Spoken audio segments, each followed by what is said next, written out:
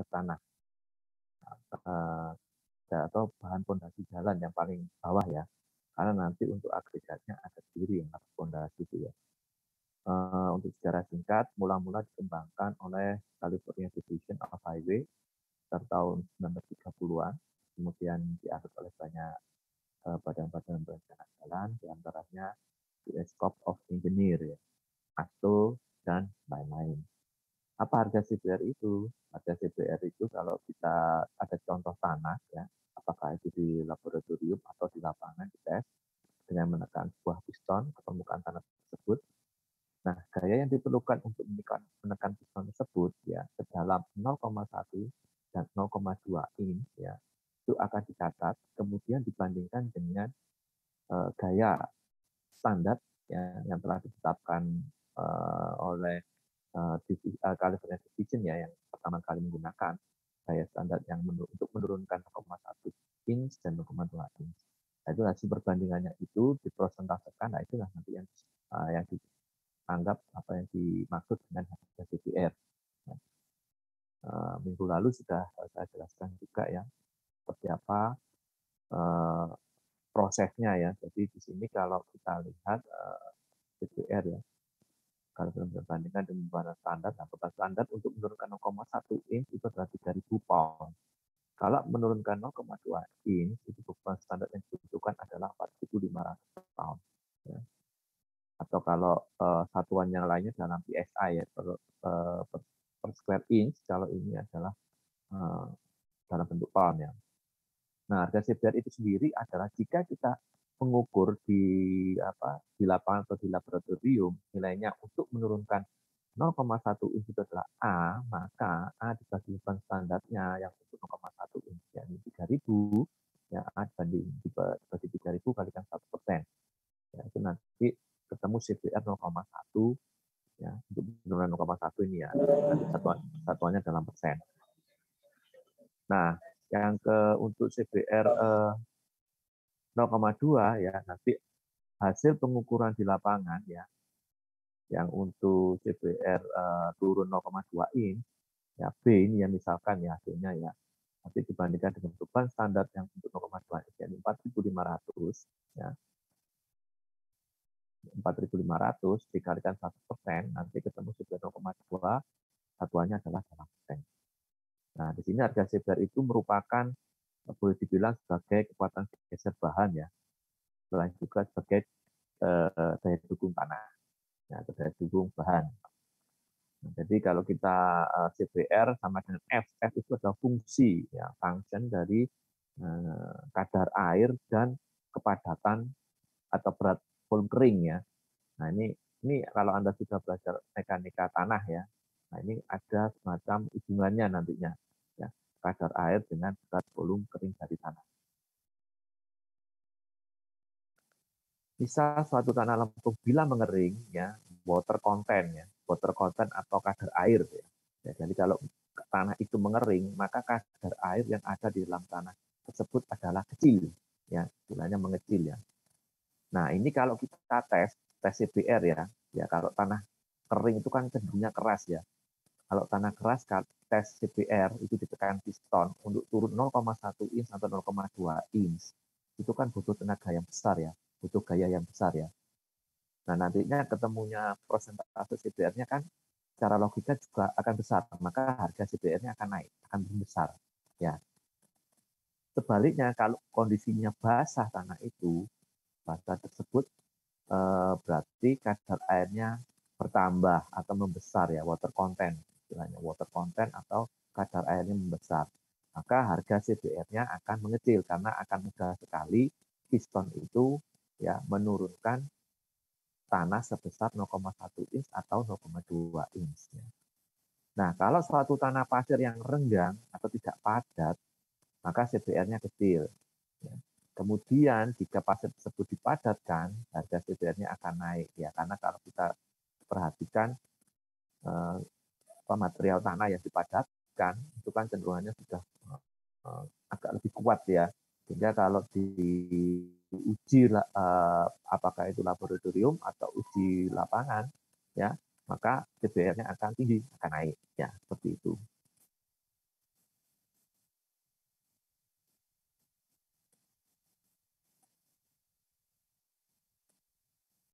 Jadi makin besar CPR tanah atau bahan, makin besar kemampuannya untuk mendukung beban kendaraan tanpa mengalami deformasi yang berarti. Itu jadi dilihat dari CPR ya. Suatu tanah itu bisa digunakan sebagai dasar dari kekerasan. Catatan CPR hanya untuk jalan saja di mana beban kendaraan adalah beban sementara. Ya, beban sementara di sini dia akan mendapatkan beban jika ada kendaraan yang lewat. Jika kendaraannya tidak sudah meninggalkan titik atau lokasi tersebut, maka dia tidak akan mendapatkan beban lagi. Ya, beban sementara atau bukan beban tetap. CPR tidak untuk gedung, rumah dan lain-lain, sifatnya bebannya tetap ya. Karena beban tetap juga menyebabkan settlement. Ya, CPR hanya untuk daya dukung tanah saja, tetapi tidak untuk penurunannya. Jadi CPR tidak cocok untuk beban tetap. Jadi kalau kita mau desain bangunan gedung, ya, maka kita tidak bisa menggunakan data CPR. Ya. Jadi harus kita konversi dulu CPR-nya itu. Ya, tidak tahu nanti CPR-nya itu dikonversi menjadi data apa ya? Misalkan data sondir, ya, kalau memang ada ya. Itu ini yang paham dari tanah ya, bidang tanah nanti ya. Bagaimana mengkonversikan data dari data CPR menjadi data yang bisa digunakan untuk mendesain dari gedung yang sifatnya hanya adalah beban tetap. Pengetesan CPR untuk tanah ya. Jadi untuk mencari CPR rencana atau desain CPR ya. Jadi nanti kita akan ada dua istilah ya. Ada CPR rencana atau desain CPR ya, sama apa ya istilahnya itu ada nilai CPR ya. Tadi ada dua kondisi ya. CPR desain dan nilai CPR ya. CPR rencana dan nilai CPR. Kalau nilai CPR itu memang nilai CPR yang didapatkan dari hasil pengetesan nilai CPR ya. Nah, untuk CPR desain itu adalah bagaimana kita mengambil suatu CPR yang mewakili dari pengukuran suatu ruas jalan ya. Jadi kalau kalau kita merencanakan tebal pergerakan suatu jalan ya, ya tebal pergerakan suatu jalan, kan kita ada untuk awalnya itu adalah mengetahui nilai CPR dari tanah dasarnya, ya. CPR desain ya istilahnya, CPR desain. Jalannya panjangnya adalah misalkan 5 kilo ya, panjang jalannya 5 kilo. Di situ kita akan mengetes CBR-nya dari panjang 5 kilo itu adalah tiap 100 meteran. Tiap 100 meter kita tes ya, berarti di situ kita ada sampelnya ya, 5 kilo ya per 100 meteran berarti ada 50 sampel ya. 50 sampel titik pengetesan CBR. Nah, yang dimaksud dengan desain CBR ini adalah berapakah nilai yang mewakili 50 titik sampel pengetesan CBR tersebut. Ya. Berapakah angka yang mewakili dari 50 titik sampel pengetesan CBR tersebut. Nah, ini yang karena pasti akan berbeda-beda nanti nilainya. Nah, sekarang berapakah yang akan mewakili? Nah, nanti untuk desain CBR nanti seperti ini ya. Jadi CBR itu dicari CBR desain itu dengan cara statistik sederhana ya. Di sini desain CBR itu adalah harga CBR di mana 90% atau ya atau 75%. Nanti ada dua pilihan. 90% sama 75%. Tapi harga CBR yang lain lebih besar atau sama dengan harga CBR tersebut. Nanti kita saya tunjukkan bagaimana pengolahan datanya ya. Nah, ini ada dua macam, 90% atau 75%. Ya. Ini nanti bedanya apa? Ya. Ini kalau di sini kan cara statistik ya. Nah, kalau kita mengambil angka 90%, ya, berarti kegagalan yang akan kita peroleh kalau kita mendesain dengan metode 90% ini itu adalah 10% kegagalan dari desain kita ya. Nah, ini kan kita kan bicara dari statistik ya. Kalau kita menggunakan desain CBR itu dengan harga CBR di mana 90% sama atau lebih besar, maka kegagalan kita ada 10%. Ya. Kalau kita mengambil yang 75% sama atau lebih besar, ya maka kegagalan kita lebih besar lagi 25%. Ya, 25%. Jadi nanti Anda terserah di lapangan ya. Yang paling aman ya ini 90% ya. 90% ini lebih aman. Karena kegagalan kita untuk desain dari perkerasan jalannya itu adalah cuma 10%. Tapi kalau kita pakai ini, maka kegagalan kita terhadap desain kita itu adalah 25%. Probabilitasnya ya, kemungkinan kegagalannya. Ya. Nah, biasanya dampaknya apa kalau kita pakai ini sama ini? Kalau kita pakai ini ya 90%, kecenderungannya nanti tebal perkerasan yang kita hasilkan itu nilainya lebih besar atau lebih tebal ya bila kita menggunakan ini. Ya, kita memang logikanya gitu ya. Karena ini kegagalannya peluangnya hanya 10%, ini kegagalannya peluangnya 25%, lebih besar. Berarti kemungkinannya ya itu tadi, ini tebalnya lebih besar dibanding ini. Karena tebal perkerasan yang lebih besar itu biasanya memberi apa ya jaminan ya lebih bagus desainnya, lebih kuat, bukan lebih bagus ya, lebih kuat dibandingkan yang ini. Ya. Untuk tanah pasir ya kadar air pada tanah tidak begitu berpengaruh terhadap kekuatan tanahnya ya, kadar air dalam pasir ya. Jadi CPR pasir itu di sini hanya merupakan fungsi dari berat volume saja.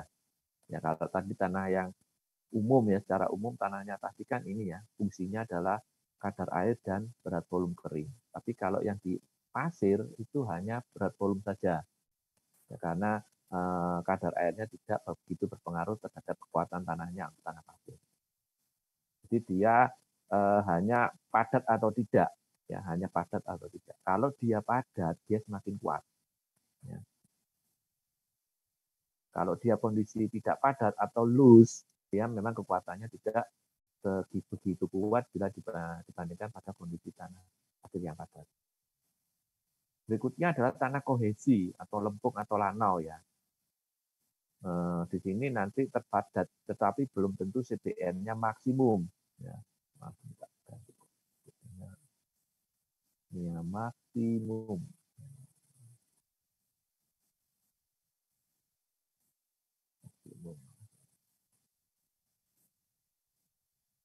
Nah, jadi kalau di tanah yang berkohesi ya, tanah berkohesi itu contohnya lempung atau lanau. Lanau itu lebih apa?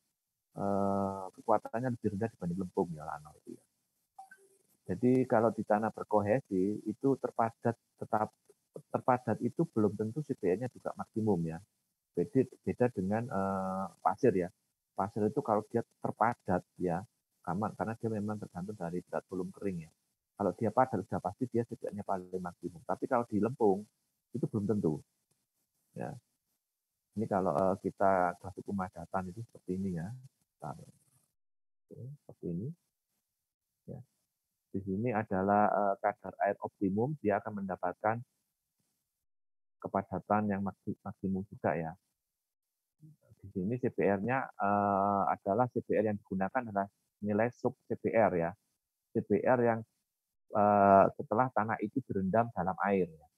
Jadi di sini nanti sebelum pengetesan CPR di lapangan terlebih dahulu di laboratorium tanah itu harus direndam terlebih dahulu ya. Perendamannya nanti tergantung dari jenis tanahnya ya. Kalau lempung itu kalau nggak salah kurang lebih 4 hari ya, 4 kali 24 jam. Ya, 4 kali 24 jam. Kenapa harus direndam dulu? Ini adalah untuk memodelkan kondisi yang paling kritis di lapangan. Kritis di lapangan itu di sini adalah pada saat terjadi muka air tanah yang tinggi atau banjir istilahnya ya. Karena kalau untuk banjir kan berarti itu tanahnya itu terendam. Nah, itulah mengapa di sini untuk pengetesan CPR di laboratorium tanah itu harus direndam dahulu. Karena untuk memodelkan kondisi yang paling kritis di lapangan, yakni terendam air banjir atau pada saat muka air tanah tinggi. Ya memang muka air tanah tinggi biasanya terjadinya pada saat banjir. Untuk tanah timbunan disarankan untuk mencari desain CPR dengan cara the 15 point method ya, metode 15 titik. Ya. Untuk tanah timbunan ya, seperti ini. Nah, ini adalah gambaran betul 15 point method ya. Nanti untuk 15 point method metodenya ini kita ke ini dulu aja ya. Untuk tanah yang kembang susut ya pakai cara 15 point method untuk CPR ya, berarti tanahnya direndam dulu, ukur persentase dari tanah sudah perendaman, tentukan water content di lapangan supaya saling terkecil. Desain CPR didapat dari segala kemungkinan CPR di lapangan, terkecil atau 90% terkecil. Ya. Nah, ini adalah yang dimaksud dengan 15 point method. Jadi nanti pengambilan sampel di lapangan ya, nanti sampel ini dibawa ke lab untuk tes ya. Jadi pengambilan sampel di lapangan nanti menggunakan cetakan untuk pengetesan CBR atau CBR mold. Ukuran CBR mold itu sendiri diameternya 6 inch, tingginya 7 inch ya. Jadi untuk tinggi contoh di tanah untuk laboratorium test itu sekitar 2,5 inch ya. Contoh tanah dipadatkan dalam mold dengan tumbukan 55 kali per lapisan. Total ada 5 lapisan, jadi total penumbukannya adalah 275 kali. Jadi moldnya itu ya, cetakan dari CBR itu diisi tanah timbunan, ya. Tetapi dia dilakukan tiap lapis ya. Nah, tiap lapis, ya. Jadi kira-kira ya, dibagi menjadi 5 lapis ya. Lapis pertama dimasukkan tanah, ya ketinggiannya sudah dikira-kira. Nanti kira-kira kalau 5 lapis itu lapis pertama tingginya berapa ya di moldnya itu ya, mold CBR itu ya. Nah kalau sudah pas perkiraannya lapis pertama ketinggian tanah pada lapis pertama itu selanjutnya ditumbuk dipadatkan dengan 55 kali tumbukan ya. Tumbukan itu nanti menggunakan proktor, alat proktor untuk penumbuknya, untuk pemadatannya. Itu 55 kali ya ditumbuknya ya. Setelah itu, setelah 55 kali lapis pertama, maka selanjutnya diisi lagi, ya, diisi lagi moldnya itu sampai ketinggian kira-kira pada lapis kedua. Nanti tingginya harusnya berapa? Nanti dipadatkan lagi dengan 55 kali tumbukan. Jadi total nanti satu mold itu adalah 205 kali tumbukan. Ya. Pemadatnya ini ya, berat palunya adalah 10 pound. 10 pound itu kira-kira 5 kilo ya, 10 pound ini ya. Ya, 4,54 lah tepatnya. Kalau gampangannya dulu kalau kita belajar di mana di sekolah dasar yang mengenai berat itu ya. Nah, itu kalau 2 pon itu 1 kilo. Tapi kalau tepatnya eh, satu nantinya 10 pon itu adalah 4,54. Tinggi jatuhnya adalah 18 inch. 18 inch itu kira-kira 45 cm untuk pemadatannya. Untuk CBR dipadatkan dengan contoh tanah direndam kurang-kurangnya 2 hari untuk pasir. Ya ini panduannya ya. Untuk CBR-nya ya. 3 hari untuk lanau, 4 hari untuk tanah lempung. 15 point method digunakan 15 contoh tanah dengan energi tumbukan yang berbeda sebagai berikut. Ya. 5 contoh tanah dengan penumbukan 55, 5 contoh. Jadi kita membuat 15 sampel nantinya ya. 15 sampel dari mold CBR ya. 15 sampel itu dibagi 3 ya. Dibagi 3 berarti 55 ya. 5 itu nanti penumbukan ada yang 55, ada yang 25, ada yang 12. 5 sampel 12 tumbukan per lapis, 5 sampel 25 tumbukan per lapis, dan 5 sampel 55 tumbukan per lapis.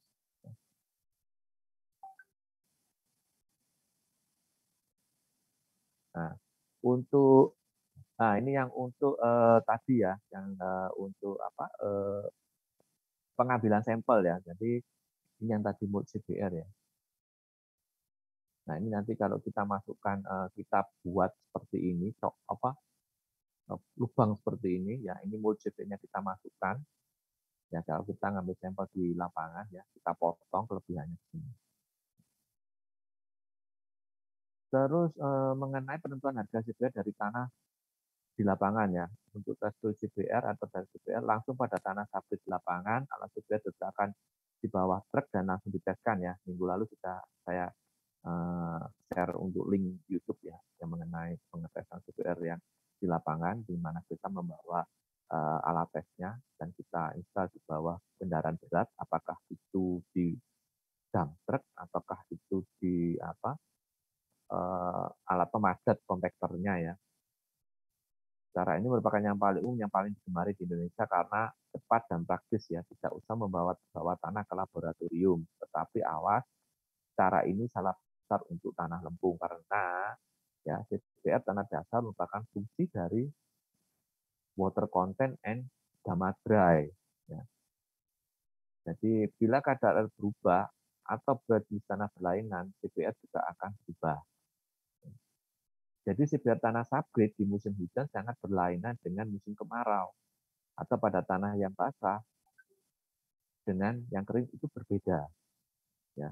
Untuk tanah pasir, cara ini boleh-boleh saja sebab harga CPR tanah pasir hanya bergantung pada gamma dry-nya saja biasa. Makanya untuk pengujian alat CPR itu biasanya dilakukan pada saat kita selesai melakukan pemadatan untuk lapis fondasi ya. Tidak untuk tanah dasar atau subgrade-nya. Jadi dia lebih cocok kalau pada saat setelah kita melakukan pekerjaan penghamparan dan pemadatan lapis fondasi. Itu kita bisa menggunakan pengujian CPR di lapangan dengan menggunakan alat pengujian CPR itu yang diletakkan di bawah dump truck atau alat berat. Ya. Tetapi untuk subgrade jangan. Ya. Subgrade tidak bisa ya karena itu tadi tergantung karena pada musim penghujan dan musim kemarau itu berbeda untuk CPR-nya berbeda ya. Dengan mengambil contoh tanah asli, ya, undisturbed dari lapangan, kemudian dibawa ke laboratorium, disup dalam air, direndam dalam air, kemudian barulah CPR dilakukan pada contoh tanah asli tersebut ya. Nah yang tadi ya. Kalau tanahnya bukan tanah pasir itu metodenya seperti ini ya, diambil dulu, jadi dibawa ke lapangan. Terus untuk tes CPR laboratorium ya, jadi di lapangan juga ini di laboratorium ya. Baiknya menurut cara US Army of Engineer bisa diterangkan dahulu, tes 15 point dilakukan pada setiap jenis atau klasifikasi tanah yang sama. Jadi bila sepanjang suatu jalan raya diperlukan untuk dicari harga desain CPR, maka disarankan melakukan tes 15 point ya. Seperti berikut ya, lakukan tes metode 15 point untuk setiap bencana yang ada sepanjang tersebut. Satu jenis tanah dites 15 titik, 15 sampel ya tadi ya, bukan 15 titik ya, tapi 15 sampel. Ya. Bila tanahnya sama terus, ya sepanjang yang akan dites untuk berkilometer, maka untuk pengetesan metode 15 point dilakukan setiap 1,5 sampai 3 kilo. Ya, jadi 15 sampai 30 kilo itu diambil satu sampel ya kalau memang tanahnya sama terus. Jenis tanahnya ya. Ini sama dengan untuk menyerupai tes CPR yang setiap 100 sampai 200 meter interval. Catatan, bila setiap tes CPR memerlukan tanah kurang lebih 7,5 kg untuk satu sampel ya, maka kalau kita melakukan 15 point method, di mana kita butuh 15 sampel, maka tinggal mengalihkan 15 kali 7,5. Itu kira-kira 110 kg tanah.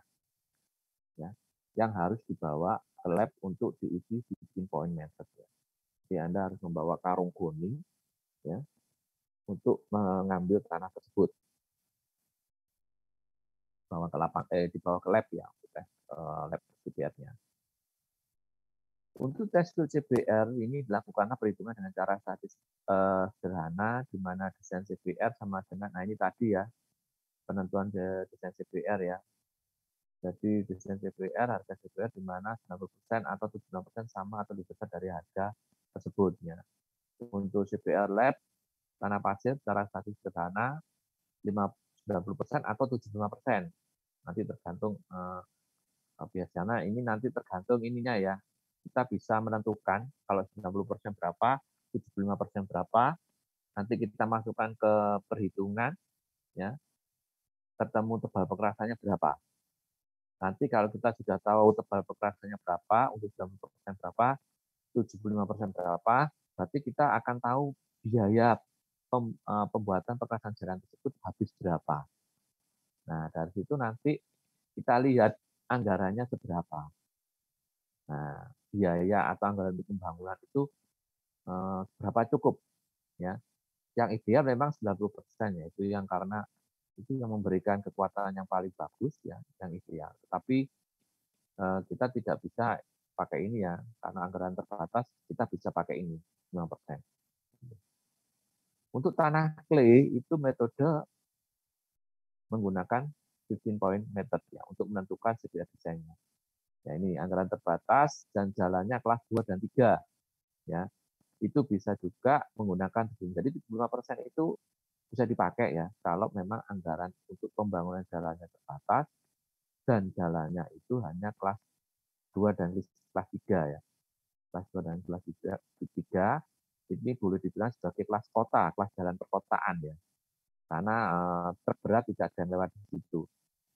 Paling besar truk itu lewat adalah yang ukuran diesel 3/4 itu ya, yang kepalanya warnanya kuning. Ya, itu bisa menggunakan 5%. Tapi kalau untuk jalan-jalan arteri, disarankan pakai yang 90% ini. Ya. Nah, ini yang pengukuran di lapangan yang minggu lalu sempat saya sampaikan juga. Ya, jadi ini sebenarnya lebih cocoknya ini kalau untuk pengukuran setelah hasil pemadatan dari lapis fondasi. Ya. Karena di situ tanahnya adalah tanah tani ya. Biasanya untuk lapis fondasi itu pakai tanah-tanah agregat ya. Tanah agregat ya. Bukan tanah-tanah lempung. Jadi yang cocok untuk menggunakan seperti ini, metode seperti ini. Nah ini kalau kita di laboratorium ya, alatnya seperti ini. Minggu lalu sudah saya sampaikan juga ya. Kalau kita tes di laboratorium, di laboratorium, ya, alatnya seperti ini. Jadi ini ada sampel tanah yang akan dites. Ini piston, ini dongkrak, ini pistonnya di sini. Ini nanti kita putar, ini akan naik ke atas, ditahan oleh piston ini. Ya. Nah, gaya yang ada di gaya yang ada di piston penetrasi ini asalnya dari ini roving ring, ya. Terus ada ininya apa istilahnya ada apa semacam gaya gauge-nya ya yang menunjukkan gaya dari yang bekerja pada piston ini yang ditransferkan ke roving ring ini. Nah ini untuk analogi ini untuk pengukur ini ya pengukur apa penurunan ya penurunan dari tanah. Nah, ini ada catatan kecepatan penetrasi dari piston penetrasi itu adalah 0,05 inch per menit. Terus harga CPR didapat dari beban pada penetrasi 0,1 inch sama 0,2 inch ya. Tahu turun 0,1 inch sama 0,2 inch itu dari sini ya. Analogi di sini ya. Ini nanti kita ada dial gauge-nya dua, di sini ada dan di sini ada. Ini untuk mengukur kekuatan, yang ini untuk mengukur penurunan. Pengukuran yang diukur tidak hanya 0,1 inch saja, 0,1 inch atau 0,2 inch saja, tetapi ada beberapa pengukuran ya, karena untuk mengontrol kecepatan dari penetrasi. Terus untuk harga CPR dinyatakan dalam proses. Nah, untuk pengukuran tanah dasar yang paling umum yang biasanya digunakan adalah menggunakan DCPT ya, Dynamic Cone Penetrometer Test ya, Dynamic Cone Penetrometer Test. Singkatannya itu ya. Rabu minggu lalu saya sudah sampaikan ada link untuk DCPT tadi DCPT ya. Memang gambarnya tidak seperti ini. Ini adalah gambar yang alat lama ya. Alatnya seperti ini ya. Jadi di sini untuk DCPR-nya itu sampai kedalaman 90 cm ya di bawah tanah dasar, buka tanah dasar. Ya. Jadi pengujian dilakukan dengan cara menjatuhkan tiang pemberat sebesar 20 pound atau sekitar 9,07 kg. Ini ya. Ini pemberatnya. Ya, terus dijatuhkan di ketinggian 20 inch. 20 inch itu 50,8 cm ya. Jadi ini ya. Ini tingginya 50,8 cm. Ini dipegang, ditarik ke atas, dilepaskan. Dia akan menumbuk. Ini akan turun ke bawah. Ujung tiang berbentuk kerucut dengan luasan setengah square inch, ya 1,61 cm persegi bersudut 30 derajat atau 60 derajat ya. Jadi ini konusnya, ujungnya ini sudutnya adalah 30 derajat atau 60 derajat. Jadi ada dua pilihan. dua macam, ada dua jenis konusnya, ujungnya yang runcing. Nah, kalau sudah nanti kita buat grafiknya, ya, grafiknya nanti penetrabilitas skala penetrometer atau SPP, mudah atau tidaknya, dan menyatakan penetrasi ke dalam suatu tanah dasar, dinyatakan dalam sentimeter pertumbukan, tahanan penetrasi skala SPR, yaitu supervisi yang melakukan penetrasi dalam tanah dengan dalam pertumbukan per sentimeter, ya. SPR sama dengan 1 per SPP, ya, ini korelasinya. Ini adalah saya nah, ini adalah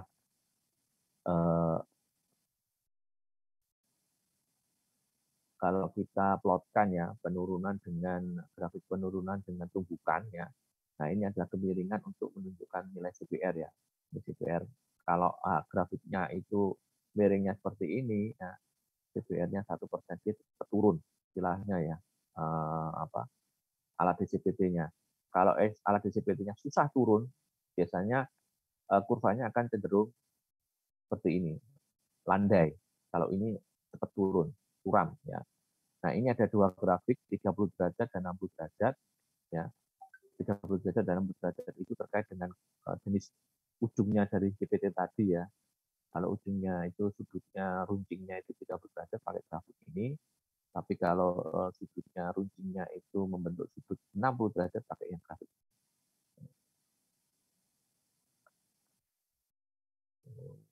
Nah, ini contohnya ya.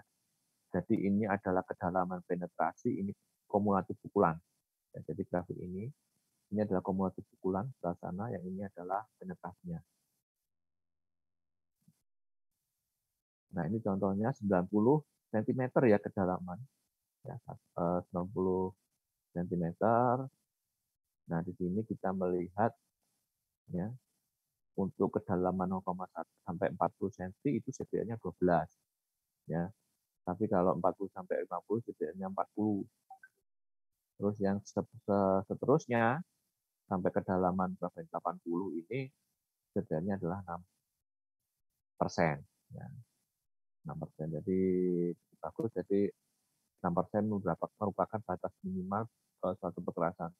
Itu bisa dijadikan sebagai tanah dasar untuk perkerasan jalan.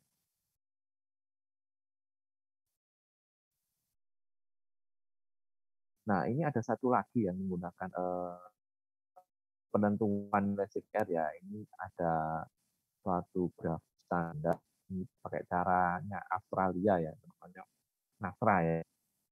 Dari Nasra, jadi dia membuat template seperti ini ya. Jadi nanti, nah ini template-nya, ini template yang ini tadi ya.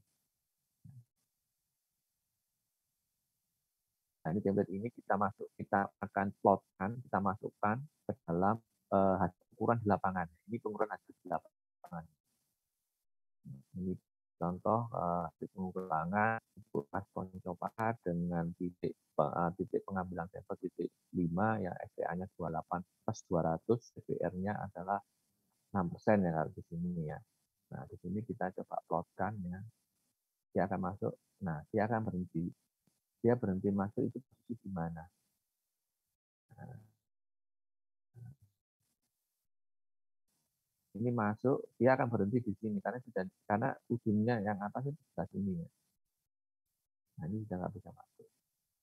Seumpama ini di atasnya ini masih bisa diteruskan. Mungkin tingginya. Nah, ini CPR-nya ada CPR 5%. Ini ya 5%.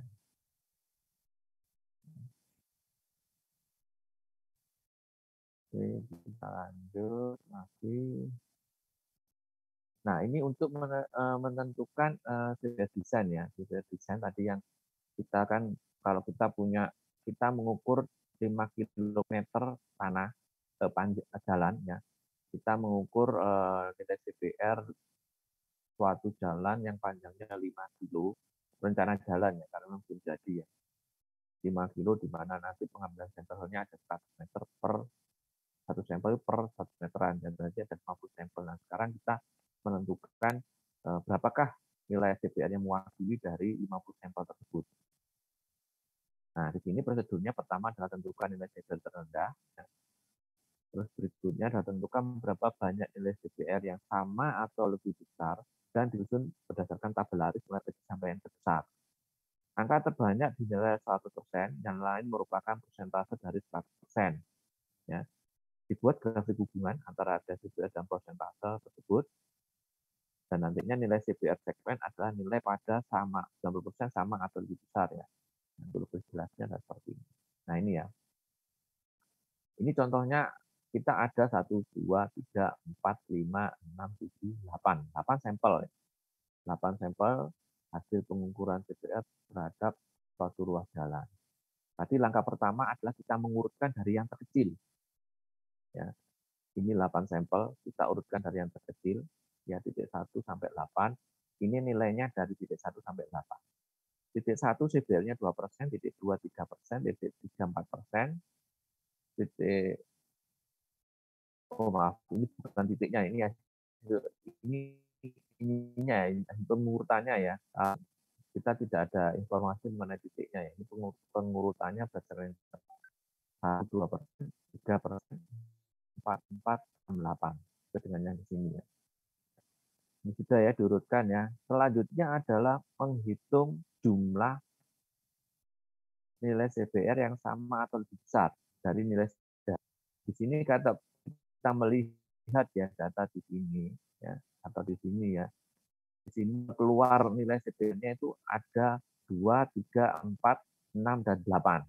Ya, ada berapa ya? 2, 3, 4, 6. Ada 5 macam nilai. 2, 3, 4, 6, 8. Nilai CBR yang sama atau lebih besar dari 2 itu ada berapa? Berarti 2 itu sendiri plus yang lebih besar dari 2, yakni ya 8 total ya. Ya. Tapi nilai yang sama dan lebih besar dari 2 itu ada berapa? 8. Berarti ya 2, 3, 4, 4, 4, 4 ini. Terus berikutnya, berapakah nilai CBR yang sama atau lebih besar dari 3? 3 berarti juga dihitung ya. Berarti 2 tidak dihitung. Ya, berarti 3, 4, 4, 4, 4, 6, 8. 7 nilainya. Jumlah ya, jumlahnya nilai CBR. Berikutnya yang 4. 4 ini sama atau lebih besar dari 4? Berarti mulai 4 ini yang dihitung ya. 2, 3 tidak. Berarti ada 6. Terus nilai CBR sama atau lebih besar dari 6, ya berarti yang kita hitung hanya mulai dari 6. Dan di sini hanya ada 2, 6, dan 8. 2. Dan ini sama atau lebih besar, 8, ada hanya 1. Nah, berikutnya kita persentasekan terhadap data total. Data total ada 8. Sama atau lebih besar dari 2, berarti ada jumlahnya ada 8, 8 per 8, 1% ada 100.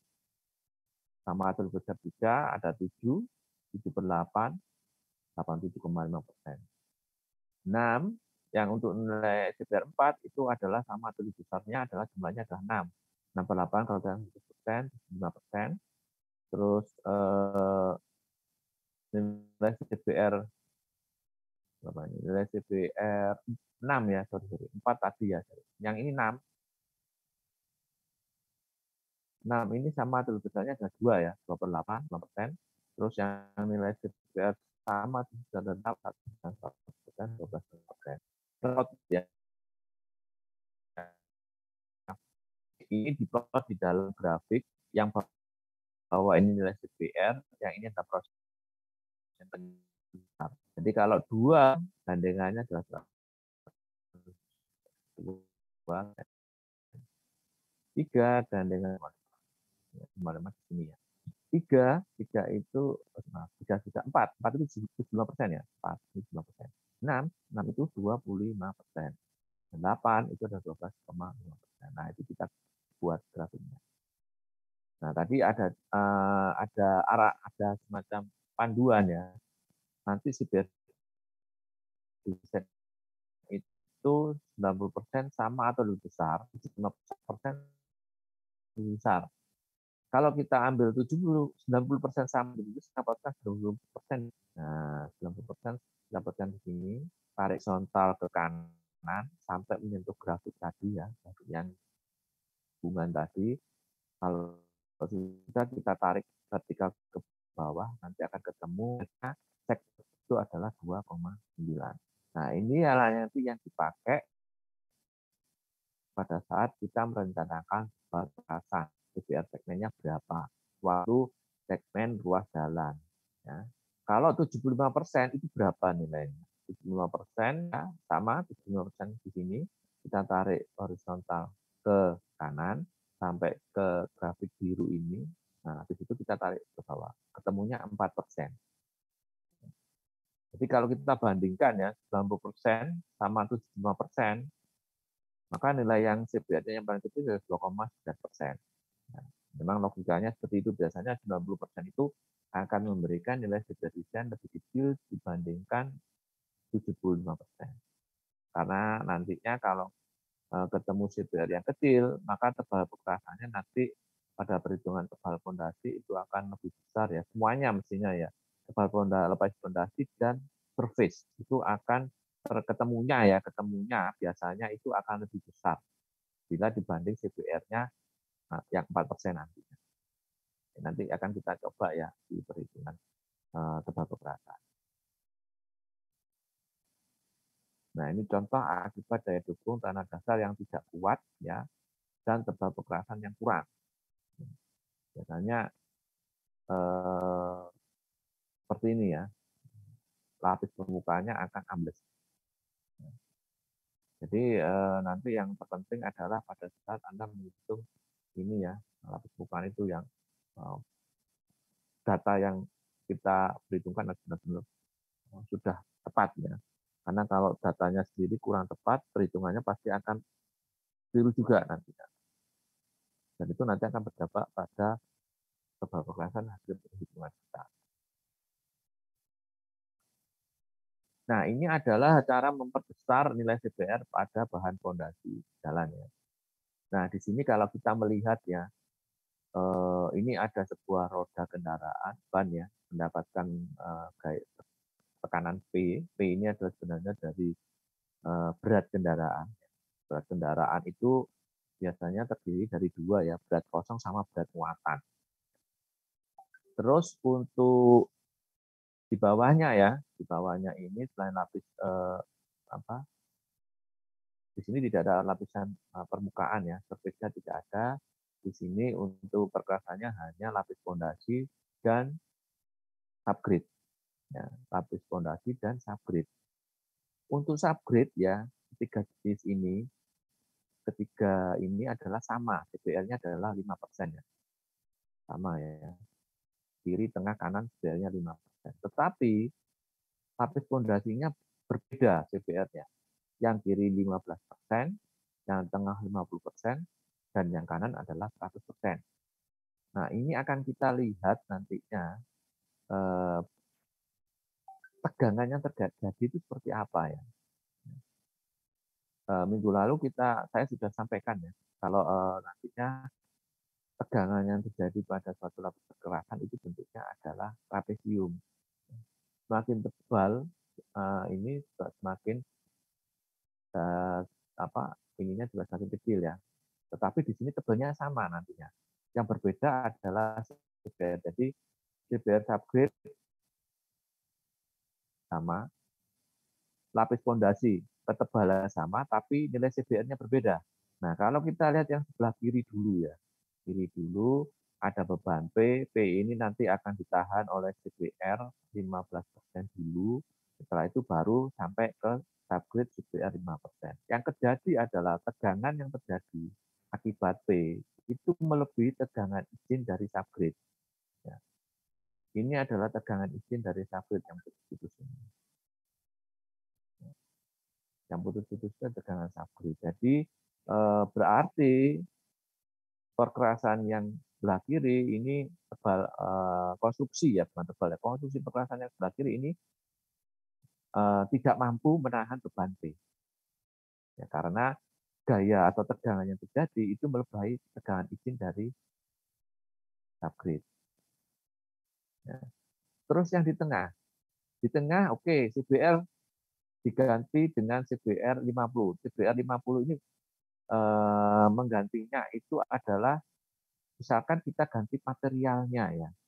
Material dari lapis fondasi yang awalnya CBR-nya 15%, kita ganti material lapis fondasinya dengan material dengan nilai CBR-nya adalah 50%. Ya. Nah, di sini kalau tegangan P-nya sama, ya, gaya P-nya ini sama. Nah, kalau dilihat di sini gambar grafik tegangan, nah ini ternyata gaya tegangan yang terjadi pada lapis tanah dasar adalah pas sama dengan tegangan izin dari tanah dasar. Ya, nah, ini sudah sama ya, tegangan P, gaya P yang diterima oleh lapis fondasi dengan nilai CBR 50% ya dengan tebal sekian, itu ternyata tegangan yang terjadi sama dengan tegangan izin dari subgrid. Ya, jadi ini pas. Nah, untuk aman lagi, ganti material yang nilai CBR-nya 100. Ya. Nah, kalau CBR-nya 100, di sini berarti kita melihat gaya yang terjadi ya, pada lapis tanah dasar itu di atasnya tegangan izin. Lebih kecil lah istilahnya, ini dari tegangan izin. Maka dia aman. P-nya sama ini ya. Ini P-nya sama ya. Kiri, tengah, kanan sama besarnya. Jadi kesimpulan dari tiga macam ini kita bisa mengambil kesimpulan bahwa untuk memperkuat konstruksi suatu jalan itu kita bisa mengganti tanah lapis fondasi itu dengan nilai CBR yang lebih bagus. Ya. Jadi di sini CBR subgridnya sama ya, CBR subgridnya sama, lapis fondasinya ini tebalnya sama, tebal lapis fondasinya ya.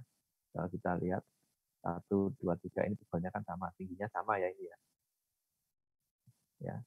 Nah untuk memperkuat konstruksinya itu kita ganti tanah dengan CBR yang lebih bagus.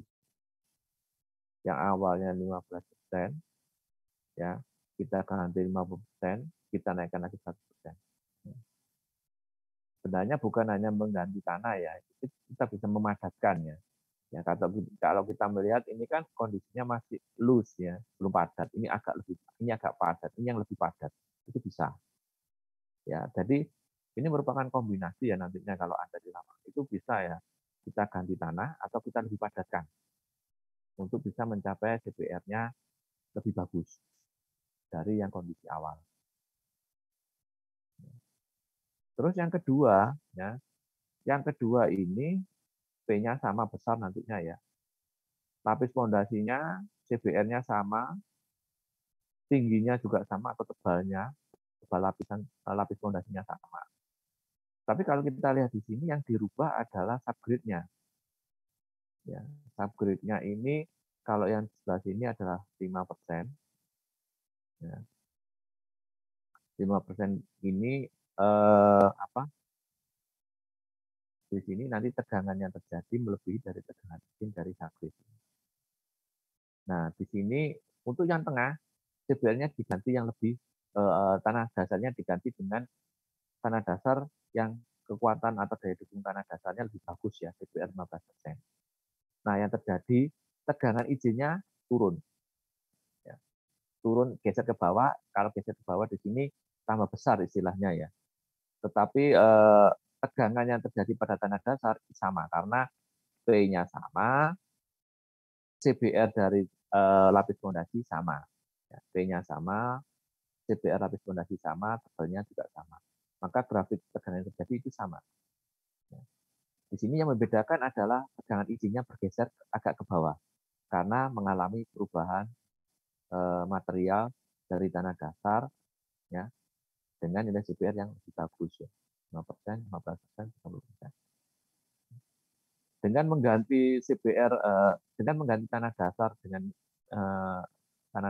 nilai CBR yang lebih bagus, kita akan meningkatkan tegangan izin dari tanah dasar. Ya, bentuk perubahan tegangan izinnya di sini adalah yang garis putus-putus ini geser ke bawah. Ya. Terus yang ketiga ini beban otomatis sama ya, beban P sama, CBR tanah dasarnya sama, CBR lapis pondasinya sama, cuma yang membedakan itu adalah tebal lapisannya. Ya. Sehingga kalau CBR tanah dasar sama, maka garis posisinya tidak berubah sama terus posisinya. Ya. CBR-nya sama, tetapi tebalnya berbeda. Nah, minggu lalu kita ini ya berbentuk trapesium ya, jadi semakin tinggi nanti luasan bidang kontaknya yang diterima di sini akan semakin besar. Jadinya tegangan yang terjadi akan bergeser. Semula di sini dia melebihi tegangan izin dari subgrade, ini dinaikkan di sini tebalnya ditambahi buat dibuat lebih tebal, maka tegangan yang terjadi pada tanah dasar bergeser naik ke atas, sama dengan tegangan izin dari tanah dasar. Nah di sini dibuat lebih tebal lagi, ya, sehingga tegangan yang terjadi pada tanah dasar di atasnya atau lebih kecil dari tegangan izin. Ini ya, lebih kecil tegangan. Ini aman. Ya, itu tadi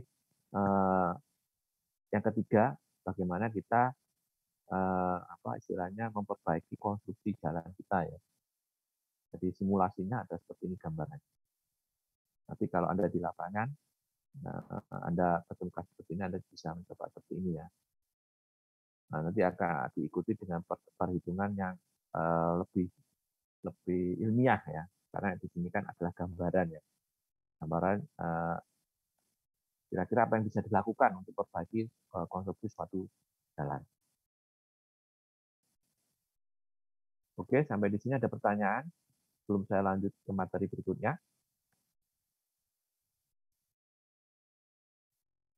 Silakan kalau ada yang bertanya. Berarti untuk mempertebal pondasi jalan dan untuk meningkatkan CBR dari pondasi jalan efeknya sama ya, Pak ya?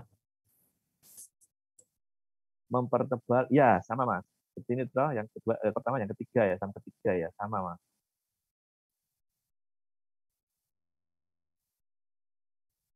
Dampaknya sama. Ya, jadinya dia nanti mengurangi tegangan yang terjadi pada subgrade dengan cara mengganti atau memadatkan lapis pondasi untuk mencapai CBR yang lebih tinggi, atau CBR-nya sama cuma tebalnya dibuat lebih besar. Jadi sama Mas namanya.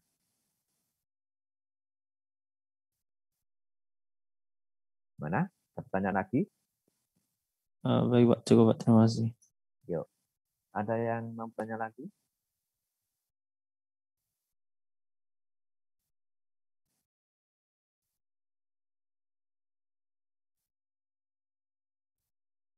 Oke, kalau nggak ada, oh ya sebentar, saya ke ini dulu ya, perhitungan CBR ya. Ini adalah contoh ya, bagaimana kita nanti menentukan CBR 0,1 sama 0,2 inch.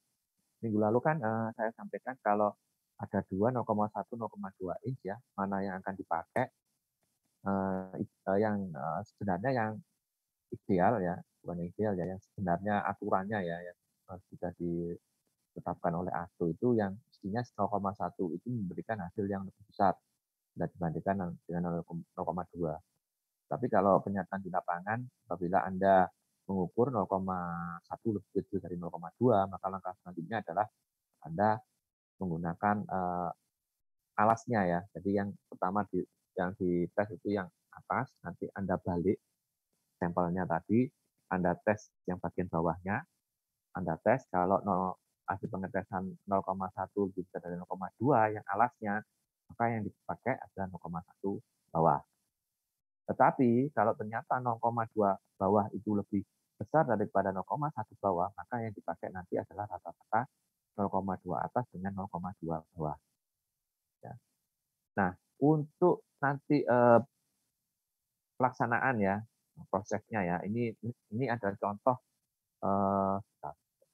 tunjukkan lembar untuk pengujian contoh. Nah, ini adalah form ya, sudah kelihatan ya formnya ya.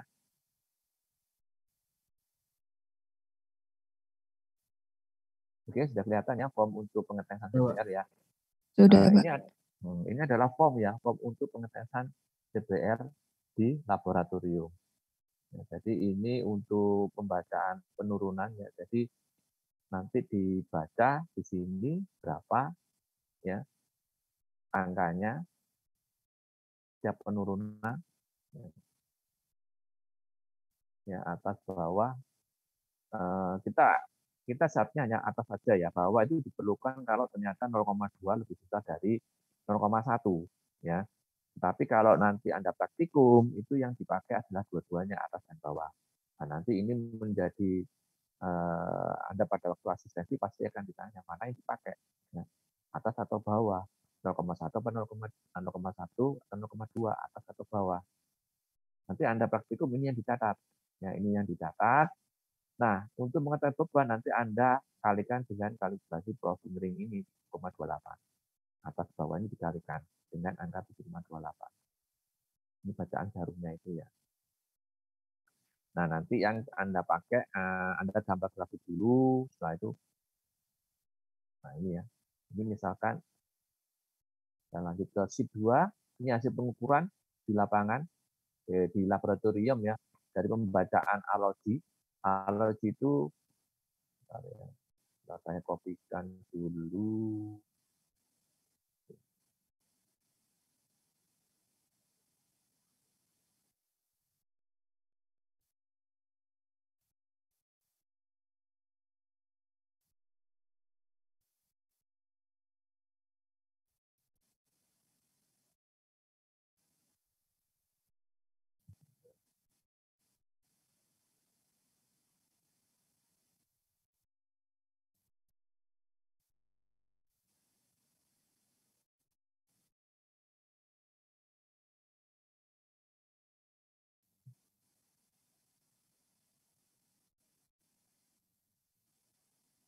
Alat CBR-nya kelihatan ya, sudah muncul ya. Sudah, Pak. Nah ini ya, ini yang pembacaan analogi itu yang di sini Mas ya, di mana kursornya kelihatan kursor saya ya. Terlihat, Pak. Ya, analogi ini ya, yang ini yang dicatat di sini ya, di atas sama bawah ini ya. Nah itu nanti untuk mengetahui beban yang sesungguhnya ini ya, nanti ini diisi dengan mengalihkan dua kolom ini dengan angka 7,28 kalibrasi profil ini. Nah kalau dikalikan nanti hasilnya, nah ini. Ya. Nanti grafiknya adalah seperti ini. Nah ini ya, ini yang bawah itu ini ya penurunan pakai ini. Sedangkan untuk yang atas dan bawah ini. Yang atas apa ya? Tuh. Bentuk grafiknya nanti kalau plotkan angka ini hubungan dengan penurunan adalah ini. Nah, selanjutnya kita akan menentukan 0,1 sama 0,2 inch ya. Anda tidak boleh langsung menggunakan ini ya. 0,1 inch ketemu yang atas ini ya. 0,2-mu ini. Ini gaya yang dibutuhkan ya. Nanti ini belum CBR ya. Nanti akan dikalikan di sini ya. Ini ya. Iya. Ke bawah kita. Nah, ini ya. Nah, ini yang nanti terpakainya seperti ini ya. Nah, ini. Yang atas kan tadi yang pink ya. Yang atas yang pink. Nah, kita tidak boleh menggunakan grafik langsung yang pink ini ya. Anda harus membuat trend line dulu ya. Trend dulu garis garis regresi, garis trend line datanya ya. Trend line datanya dari sini ya. Nah, seperti ini. Yang itu jadinya seperti ini nanti. Kalau kita bikin, jadi ini nggak boleh kayak ini. Ini harus lurus ke sana. Begitu juga yang ini juga. Ini kebetulan grafiknya bentuknya seperti ini ya, agak berbentuk S ya. grafik seharusnya bentuknya set gini, curam, habis itu melandai. Itu juga nantinya harus Anda sesuaikan ya. Jadi di sini ada catatan ya, jangan lupa mengkoreksi grafik CBR ya. Grafik bila kurva CBR menunjukkan kondisi setting error, kesalahan pada letak kedudukan piston pada awal kurvanya ini yang kejadiannya itu ini, sehingga bentuknya S ya. Sehingga ini nanti Anda geser ya, nolnya ini bukan di sini penurunannya, itu nanti Anda geser ya. Jadi kalau yang atas bisa langsung dipakai ya, misalkan yang atas itu nanti Anda menentukan 0,1 inch sama 0,2 inch ya. Yang untuk yang atas pakai yang biru ini ya, biru ini. Ini yang untuk 0,1 inch, kebetulan ini 0,2 inch. Anda tarik ke sana. 0,1 inch atas adalah 2000 ini ya, ini angkanya 2000. Yang 0,2 inch atas ketemunya 2750. Kalau kita hitung ya CBR 0,1 inch atas itu adalah 66 ya persen. Kalau yang 0,2 atas itu ketemunya adalah 61,11 ya 0,11 ya. Yang atas ada dulu yang atas. Kenapa ketemu angkanya ini? Ada pertanyaan?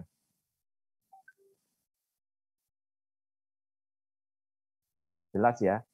Jadi Anda jangan memakai angka yang di sini. Kalau angka yang di sini 0,1 atas itu ada 2184. Ya. Yang 0,2 itu adalah 2548. Ya. Jadi Anda jangan pakai angka yang ini. Anda pakai angka hasil untuk istilahnya ini adalah untuk menghaluskan ya, menghaluskan grafik. Karena grafiknya pakai ini, yang hitam ini. Jadi dia curam di awal, setelah itu akan landai. Karena ini kan kalau grafik aslinya, kalau kita plottingkan ini, itu adanya begini. Ada. Nah ini yang harus diluruskan ya. Dan nanti yang dipakai yang hasil trend line-nya. Oke, yang atas sudah, sekarang kita yang ke bawah. Ya. Ke bawah pun grafiknya seharusnya bentuknya gini, curam dulu, habis itu landai. Ya. Kalau kita lihat, ini ada landainya dulu, baru curam. Nah ini yang harus dikoreksi. Koreksinya ada yang ada di sini ya, ini sudah ada peringatan.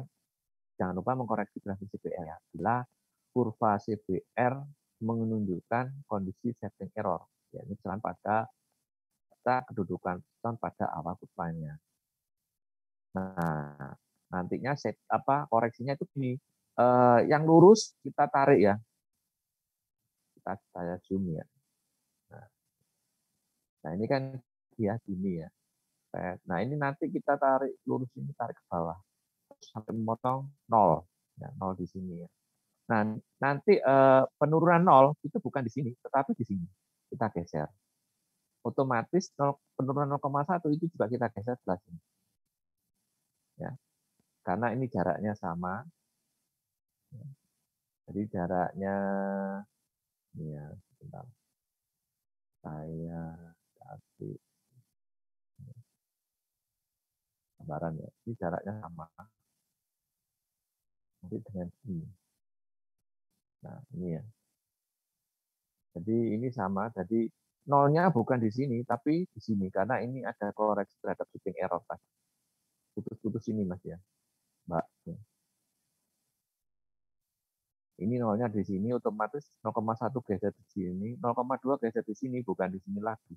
Berarti nanti 0,1 tarik ke atas sampai menyentuh grafik ini, yang grafik untuk menghaluskan ini, tarik ke sana. Ketemunya adalah 1.500 ya. Ya, 1.500. Yang 0,2 sana ke atas sampai menyentuh grafik ini, grafik yang bawah, bacaan bawah, setelah itu ditarik horizontal ke kiri, ketemunya adalah 2064. Nah, ini ketemunya untuk 0,1 bawah 50%, 0,2 bawah adalah 50,8%. Nah, CBR desainnya berapa? Nah, ini kita kembalikan ke aturan tadi ya. Kalau dilihat di sini, yang prioritas yang atas dulu ya. Kita lihat atas dulu, 0,1 inch sama 0,2 inch lebih besar mana? Ternyata 0,1 inch yang lebih besar dari 0,2, kita bisa langsung menggunakan nilai CBR-nya untuk hasil pengetesan di sini adalah 6,67. Ya. Nah, nanti kalau di sini 0,1 lebih besar dari 0,2, 0,1 lebih kecil dari 0,2, maka kita lihat yang bawah. Kalau bawahnya lebih besar dari 0,2, kita pakai 0,1 bawah. Tetapi kalau ternyata 0,2 bawah besar, maka kita pakai rata-rata 0,2 atas dengan 0,2 bawah. Seperti itu. Oke, ada pertanyaan? Permisi Pak, izin bertanya. Ya. Untuk mengenai kondisi setting error itu ditandai dengan awal dari permulaan di titik melandai dulu atau seperti apa Pak? Dan apakah setting error itu hanya sering terjadi di bagian kondisi bawah atau kondisi atas bisa terjadi Pak? Nah, itu itu tergantung hasil pengukuran ya. Bisa jadi tergantung kejadian di atas, bisa juga di bawah. Kita tidak tahu. Ini contoh soalnya memang kejadiannya pas di bawah ya. Jadi dia gini, ini kan kejadian itu namanya shifting error kan dia ada permasalahan di piston, letak dudukan pistonnya ya. Bisa jadi pistonnya pada waktu pengetesan ini ya. Saya ambil grafik tadi. Nah ini ya. Saya copy dulu, saya cek ke sini. Nah, pada saat pengetesan di sini ya pistonnya itu bisa jadi dia kena batu. Ya, kena batu kan keras ya. Kalau kena keras dia grafiknya ini akan melandai. Ya, akan melandai grafiknya ini kalau kena batu. Seharusnya bentuknya adalah seperti ini, atas ini. Dia curam begini, habis itu landai. Nah, makanya untuk koreksinya ini dihilangkan yang landai ini. Dihilangkan, kita tarik yang dari yang curam ini, lurus ini. Mengikuti miringannya mengikuti ada yang curam. Nah, itu nanti yang berpotongan di 0, penurunan 0 itu yang jadi titik nolnya. Geser istilahnya titik nolnya. Nanti besaran untuk menggesernya sama dengan skalanya sama dengan yang di sini, yang sesungguhnya. Misalkan 0 sampai 0,1 ini, maka dia digeser ya. Ya. Saya pilih dulu. Saya tebal. Ya, ini ya 0,0 sampai 0,1 ini. Nah, ini nanti kita geser juga. Nah, kita geser juga. Nah, nanti gesernya sebelah sini 0,1-nya yang baru setelah dikoreksi terhadap shifting error. Seperti itu. Untuk kejadian bisa atas bisa bawah ya. Kebetulan saya kasih contohnya ada di bawah. Ya. Seperti itu. Mana? Ya, baik Pak, dimengerti Pak. Mungkin ini contoh CBR-nya apakah kita bisa mendapatkan Excel-nya Pak ya untuk pembelajaran? Boleh nanti coba saya ini kan ya. Saya ini apa? Kebetulan belum saya masukkan di ini ya, belum di My Classroom. Nanti saya masukkan di My Classroom. Apa-apa. Oke. Ada pertanyaan lagi?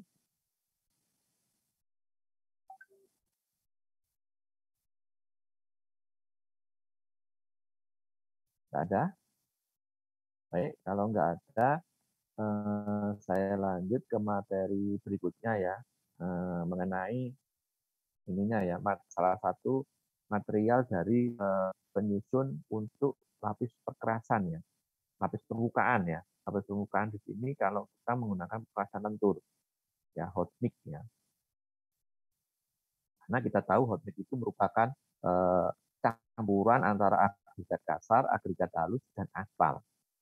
Nah, di sini nanti saya akan menyampaikan materi tentang agregatnya dulu. Ya. Nah, dari sebelumnya kita belajar mengenai subgrade dengan nilai CBR-nya, bagaimana mengukurnya. Setelah ini kita akan belajar mengenai material dari penyusun lapis permukaan aspal atau hot mix-nya ya. Di sini nanti yang pertama adalah agregatnya terlebih dahulu ya. Nanti setelah itu kita akan bahas dengan yang lainnya yakni aspal ya. Jadi yang pertama adalah agregat dahulu. Oke, saya share materinya.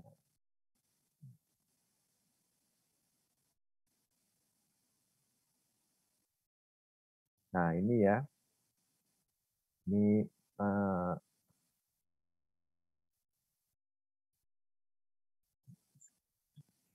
dari material apa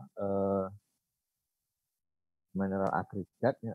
Jadi sebelum agregat itu bisa digunakan sebagai bahan campuran untuk pembuatan campur panas atau hot mix, maka agregat itu harus diuji dulu, ya, diuji dulu agar memenuhi syarat-syarat.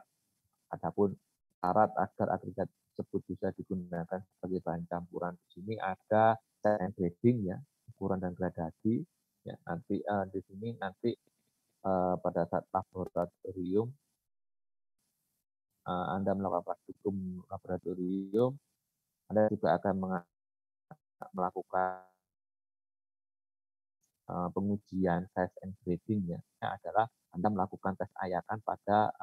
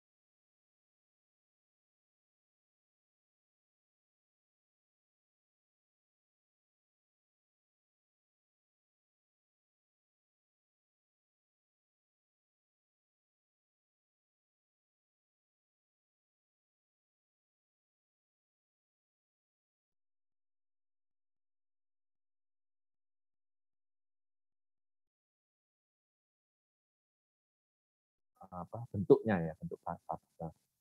Nah, selama ini untuk partikel agregat sendiri ada dua macam ya, yang kita ketahui, yakni bentuknya yang agregat yang berbentuk sudut, ya, sama berbentuk bundar, ya, bundar. Semuanya mempunyai plus minus, ya.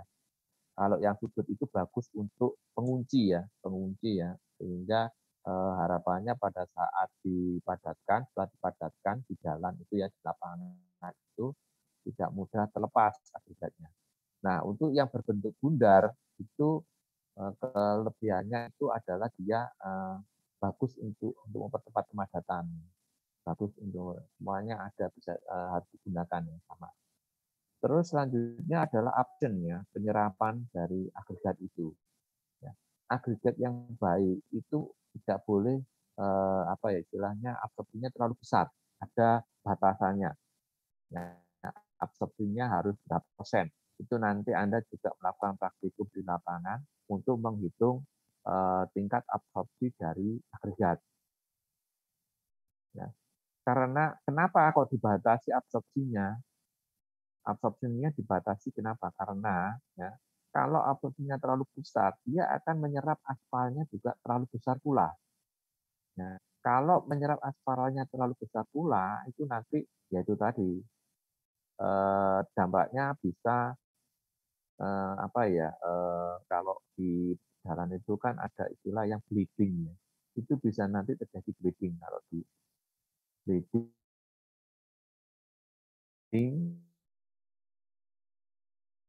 kalau dalam bahasa.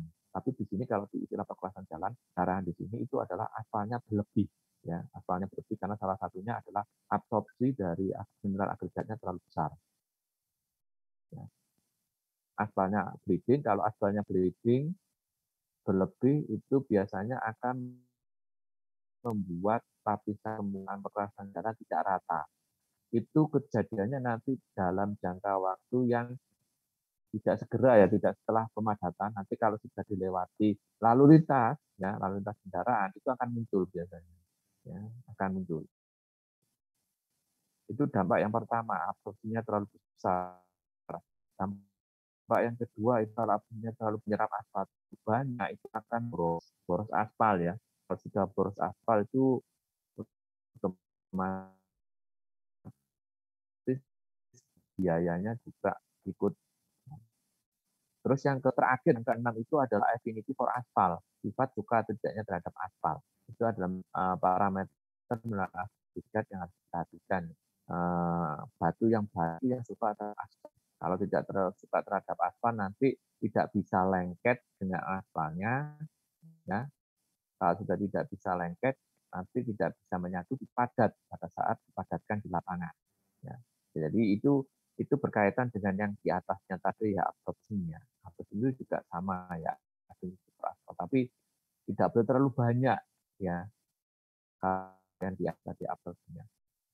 Sebenarnya agregat itu harus mau ya, suka atau terhadap aspal, tetapi tidak boleh suka sekali absorpsinya terlalu besar. Dampaknya nanti yang saya jelaskan tadi. Nah, yang pertama mengenai gradasi. Gradasi itu kita akan mengenal 3 jenis, ini ada 4 jenis ya. Ini ada gambaran 4 jenis gradasi dari sebuah agregat yang nantinya menjadi bahan dari lapis permukaan ya, beton aspal atau hot mix nantinya ya. Jadi yang pertama itu yang biru itu adalah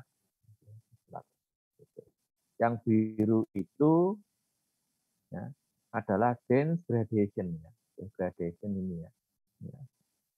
Gradasi padat, dense gradation ya.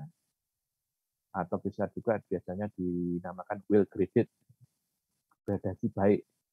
Nah, ini paling bagus gradasi dari agregat yang akan dijadikan material campuran lapis permukaan beton aspal. Itu yang paling bagus. Terus yang kedua ada uniform yang warna merah ya. Merah ini uniform. Kalau lihat bahasanya uniform itu kan seragam.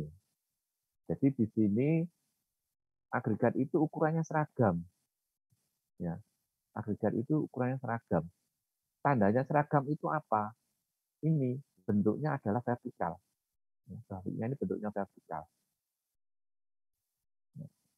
Seragam itu artinya ada satu jenis ukuran agregat yang dominan. Jadi di sini grafiknya ini kan persen lolos, ya, persen passing sama ukuran agregat. Ukuran agregat sama persen lolos. Jadi kalau dilihat di sini ada satu jenis agregat yang persentasenya besar. Ya, kalau kita ambil sampel 5 kg dari agregat, kita tes ayakan, ya, ternyata ada satu ukuran yang ukurannya nilainya besar persentasenya. Ya. Jadinya dia namanya uniform. Ya. Nanti lawannya uniform itu, ya, merah dan biru ini sama sebenarnya, ya. Uniform sama open graded ini sama. Ya. Cenderung karakteristiknya sama, hanya satu jenis ukuran. Ya. Yang ketiga itu, yang keempat, itu ada gap gradation. Gap gradation itu berarti ada satu ukuran agregat itu hilang.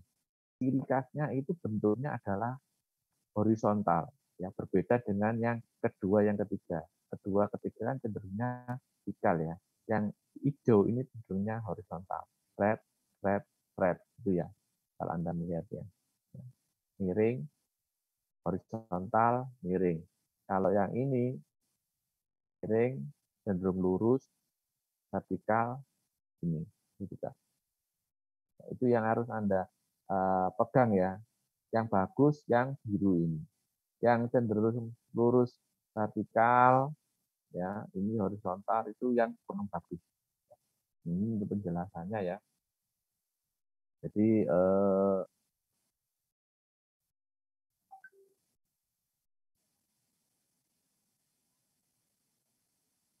penjelasannya ini, ya, untuk gradasi dapat dibedakan atas gradasi seragam atau uniform dan gradasi atau gradasi terbuka ataupun graded, ini ya di 2 dan 3, ya. Adalah gradasi agregat dengan ukuran yang hampir sama, ya. Gradasi seragam disebut juga gradasi terbuka atau open graded karena hanya mengandung sedikit agregat halus, ya, sehingga terdapat banyak rongga atau ruang kosong antar agregat. Nah, ini kelemahannya kenapa, ya. Banyak rongga atau ruang kosong antar agregat. Campuran beraspal yang dibuat dengan gradasi ini bersifat porus, ya, atau memiliki permeabilitas yang tinggi.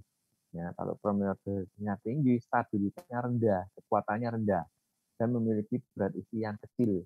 Ya. Stabilitasnya rendah ini berarti nanti kekuatannya rendah, ya, kecil kekuatannya.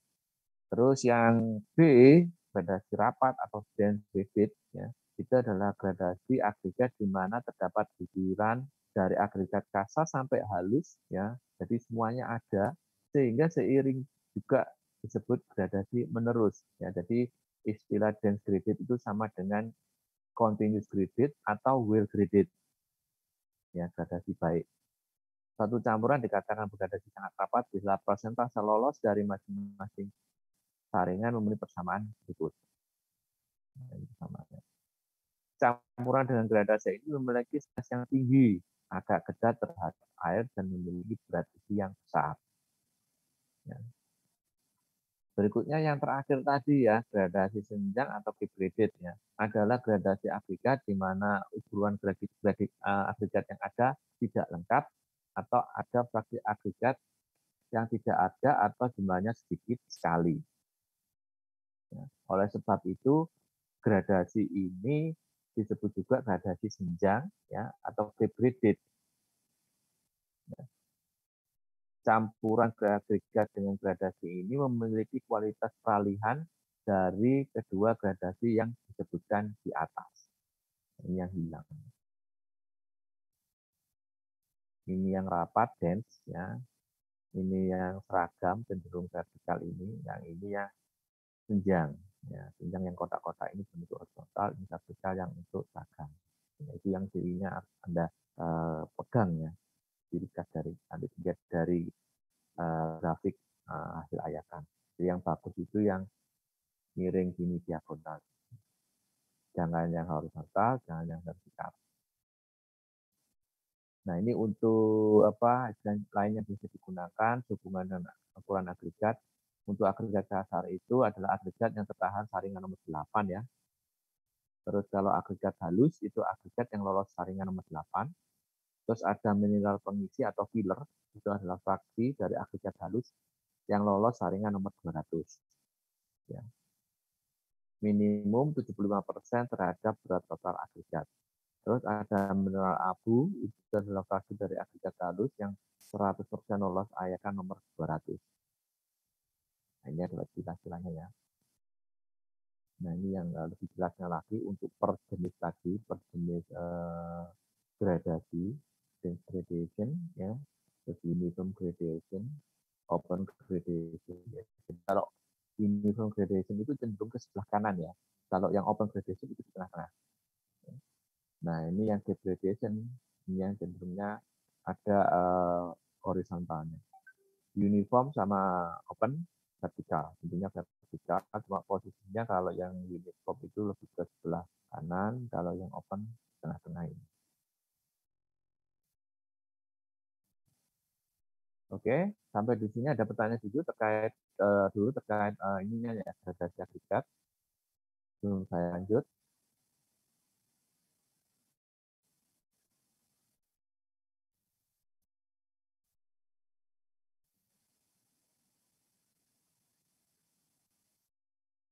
Permisi, Pak.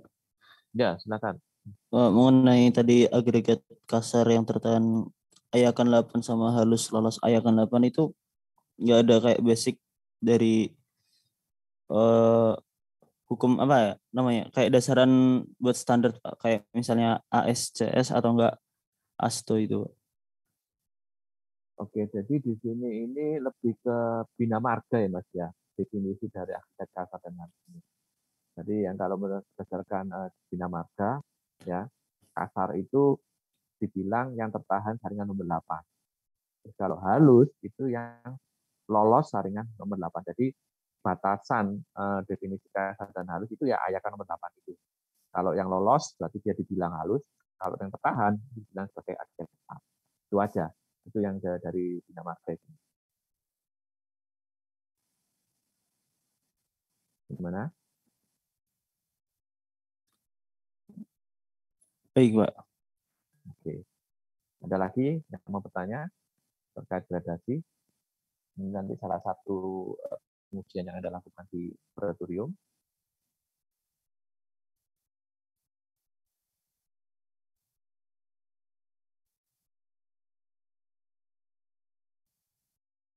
Oke, kalau nggak ada, saya lanjut ya. Ini nanti juga terkait dengan teori atau dasar teori juga yang akan nanti Anda lakukan ujian di laboratorium ya, yakni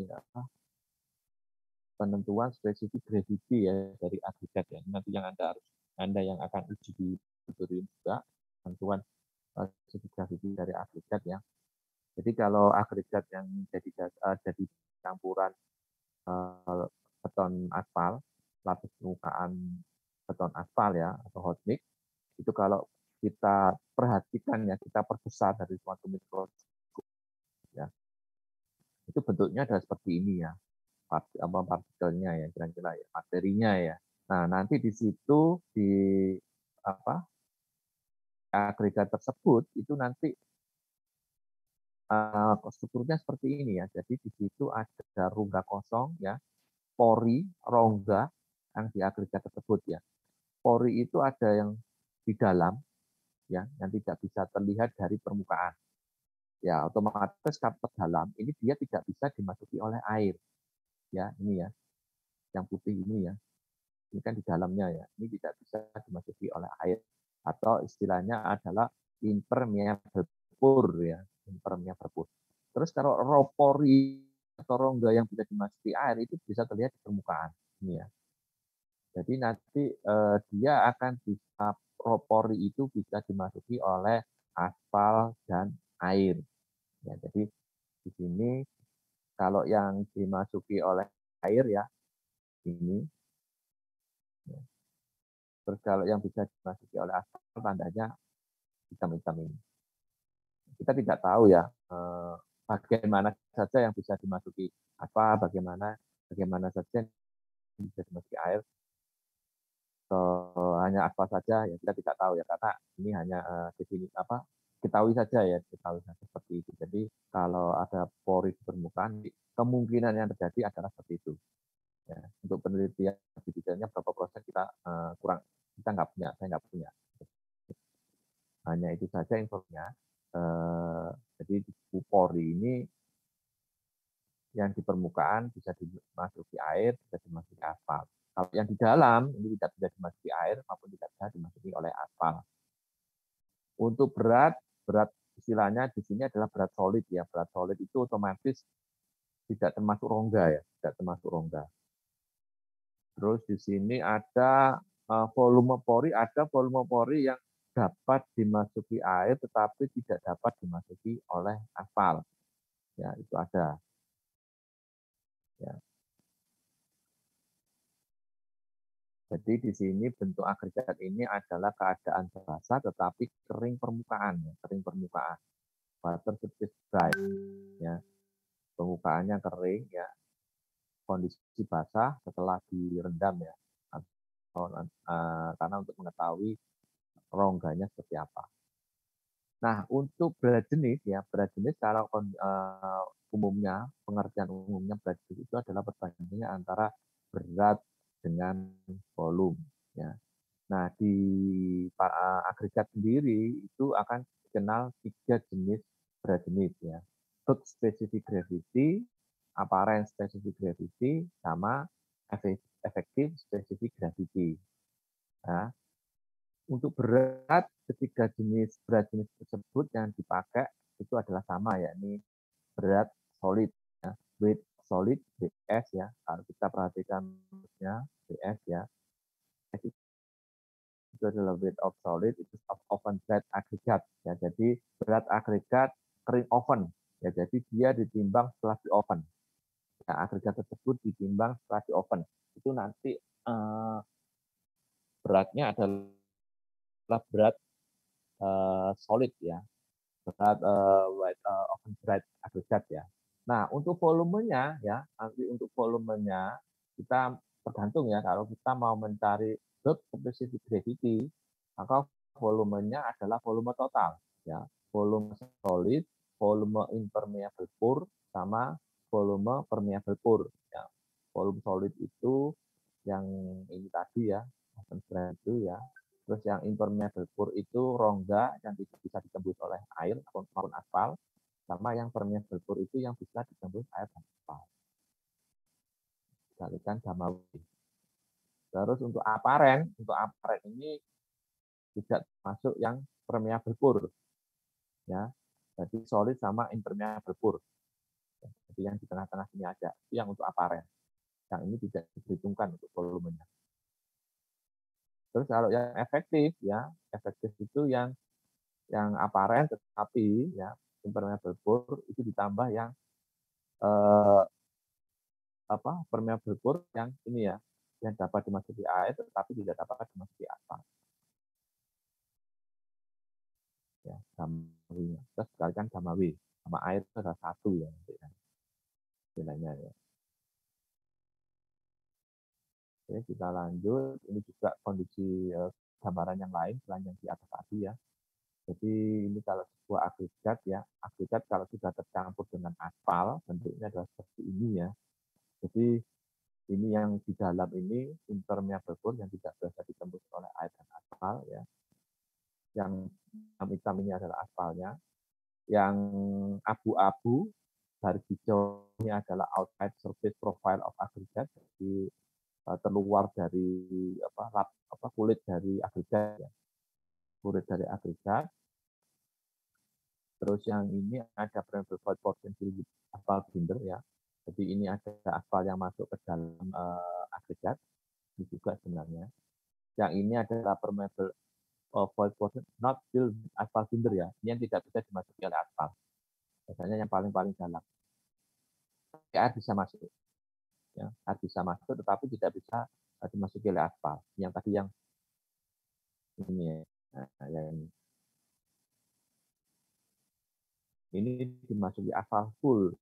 Nah, ini contoh pori dari agregat yang bisa dimasuki oleh aspal full. Yang ini tidak dimasuki oleh aspal. Ada putih itunya di sini. Tapi air masih bisa masuk. Nah, ini yang spesifik gravity ya. Kalau kita aparen spesifik gravity ya, target aparen ini adalah aparen. Jadi mass consider ya. Mass consider itu yang S tadi ya, WS ini yang pori tidak masuk ya, baik pori di permukaan maupun pori yang di dalam tidak diperhitungkan. Kalau untuk volume ya, volume ini pori tidak dimasukkan. Tapi yang permeable tidak dimasukkan, yang impermeable dihitung. Biru ini ya. Terus berikutnya yang agregat specific gravity ya. Agregat specific gravity massa WS volume semuanya dihitung ya. Apakah itu impermeable pore sama permeable pore. Ya. Water permeable pore ya, jadi diperhitungkan. Terus yang terakhir ini yang untuk efektif ya, tadi yang bulk ya ini ya, Anda bisa dilihat bulk specific gravity. Yang ini adalah efektif specific gravity ya.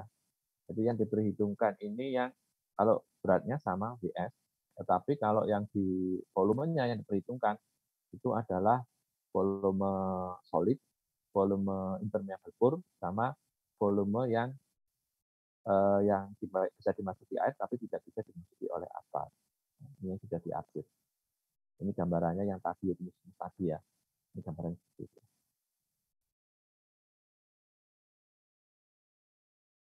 Nah, ini untuk perumusannya. Nanti kalau Anda melakukan praktikum di laboratorium, Anda mencari ketiga jenis dari massa jenis, ya. Kalau Anda lihat rumusnya kan rumit ya, dan Anda tidak tahu bagaimana caranya saya menghitung volume yang dipermeable itu, ya. Nah, di praktikum Anda hanya menimbang ya, menimbang dari agregat tersebut dalam 3 kondisi ya. Kering oven, terus agregat basah tetapi kering permukaan, sama agregat di dalam air. Nah, nanti dari ketiga jenis penimbangan ini Anda akan dapat beberapa parameter, yakni specific gravity, apparent specific gravity, sama absorpsi, penyerapannya. Ya. Nah, penjelasannya ada di sini. Bagaimana bisa saya mencari specific gravity, saya rumusnya seperti ini. Ya. Jadi dasarnya adalah pakai isim Archimedes ya. Nanti akan ketemu rumusan seperti itu tadi.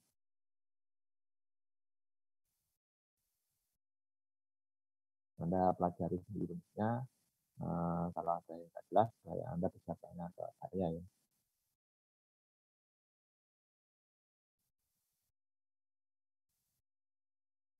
Ini lanjutannya, bagaimana bisa tahu seperti rumus yang di depan tadi dari 3 macam penimbangan itu saya ketemunya angka ini.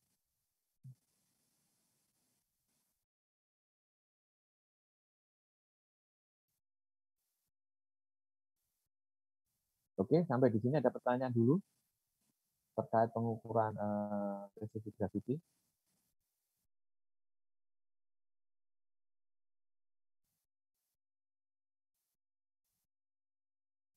Anda pelajari dulu aja ya perumusannya ya, nanti kalau ada yang kurang jelas Anda bisa tanyakan ke saya. Bisa jadi nanti pada waktu Anda praktikum ada pertanyaan ya, kok bisa dari ini Anda bisa tentukan ini ya, seperti itu. Ya, gimana, ada pertanyaan?